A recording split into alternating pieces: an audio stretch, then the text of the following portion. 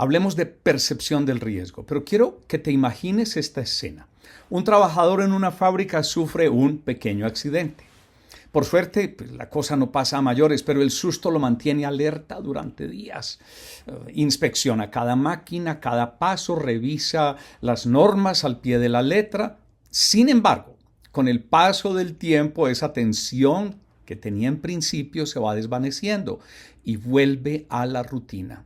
A veces se salta un protocolo y la guardia baja. ¿Qué pasó en su cabeza?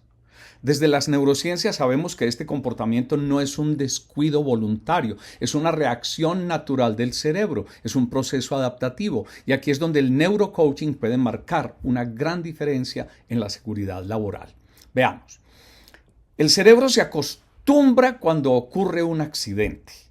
Cuando ocurre un accidente, nuestro cerebro entra en modo de emergencia. La amígdala, esa pequeña estructura en el centro de nuestras emociones, enciende las alarmas. El corazón se acelera, el sudor aparece y los sentidos se agudizan.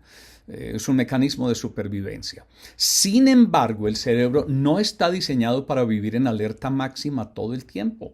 Con los días, si no hay peligros nuevos, pues se va adaptando. Y ese fenómeno conocido como adaptación hedónica nos devuelve a un estado de calma, incluso cuando el riesgo está presente.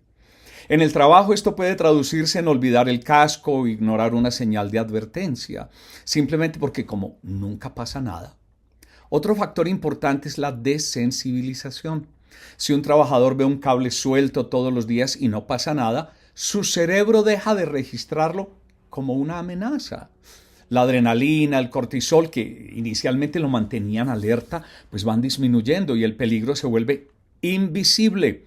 A esto se suma el sesgo del optimismo, esa vocecita interna que nos dice, a mí no me va a pasar nada.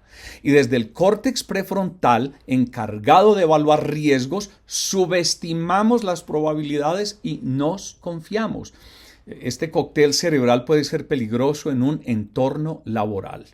Ahora, pensemos en otro punto, cuando la fatiga de estar siempre encendido se hace presente. Mantener la atención constante es agotador, es sencillamente agotador. Imagina a un operario revisando cada detalle de una máquina durante horas. El cíngulo anterior que regula la tensión sostenida pues termina cansándose y el cerebro decide ahorrar energía. Y si no hay consecuencias inmediatas, pues la vigilancia se relaja. Además, el hipocampo que guarda los recuerdos del accidente los va suavizando con el tiempo. Lo que antes era un susto se convierte en una anécdota borrosa y con eso la urgencia de prevenir pues se va diluyendo. Tanto que a veces el trabajador cuenta de ese accidente con risa como una anécdota muy graciosa. O ese near miss, ese casi accidente. Ahora, entremos en el neurocoaching que nos ayuda a reconectar el cerebro con la seguridad. Aquí es donde entramos en acción. Esta herramienta que combina neurociencias y coaching, pues trabaja directamente con los patrones cerebrales para transformar la forma en que nosotros percibimos y respondemos a los riesgos. En seguridad laboral no basta con normas o con charlas, hay que trabajar con el cerebro. Es esencial. Lo primero que sucede es que el neurocoaching nos ayuda a hacer consciente lo inconsciente. Y a través de ejercicios reflexivos, los trabajadores, todos nosotros, vamos aprendiendo a identificar cuándo estamos cayendo en la complacencia y vamos a entender por qué. Por ejemplo, un operario puede visualizar cómo su sesgo de optimismo lo lleva a ignorar un riesgo y luego replantear esa decisión para hacer la corrección. Segundo, se trata de entrenar la atención. Técnicas como atención plena fortalecen el cíngulo anterior y permiten que la vigilancia sea sostenible sin agotar. Un trabajador puede aprender a resetear, a reiniciar su foco en los riesgos clave, incluso en la rutina diaria. Esto es esencial. Y tercero, el neurocoaching utiliza la emoción como ancla. Al revivir la importancia de la seguridad, quizá conectándola con el bienestar de su familia, sus metas personales, se reactiva la amígdala de forma positiva, manteniendo el compromiso con la prevención.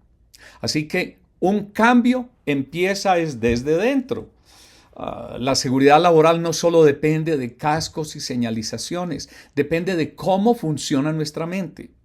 Depende de cosas tan simples como el funcionamiento de nuestro cerebro, que no siendo simple se puede aprender. El neurocoaching no busca culpar a nadie. Jamás en el neurocoaching vamos a estar culpando ni al supervisor, ni al trabajador, ni al superintendente porque bajaron la guardia. Se trata de entender a la persona y darle las herramientas para que su cerebro trabaje a favor de la protección. Y después de un accidente, el reto no es solo sanar el cuerpo, sino mantener viva la conciencia del riesgo. Porque cuando el cerebro se relaja, el neurocoaching se convierte en un puente que nos devuelve el camino a la prevención. Así que pensemos en esto. La próxima vez que alguien diga, total, no pasa nada. Recuerda, no es desidia, es biología, es neurobiología. Y con el enfoque correcto podemos reprogramarla para salvar vidas. Te mando un abrazo y seguimos en contacto.